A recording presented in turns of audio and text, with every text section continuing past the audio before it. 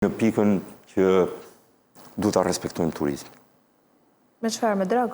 Ja, du të respektojmë turizmin deri në fund. Sqaroje këtë? Po. A diti që Spanjës, një ndër vendet më të preferuara të turizmit, i duen çdo verë 8.000 prostituta të jashtëligjshme.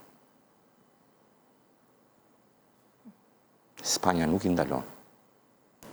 Po si e kanë ligjin, varet në? Jo, nuk i ndalon. E qartë.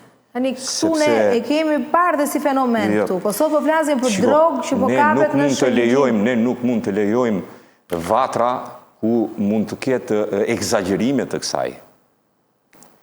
Por turizëm pa prostitucion dhe turizëm pa lëndë narkotike nuk mund të ketë.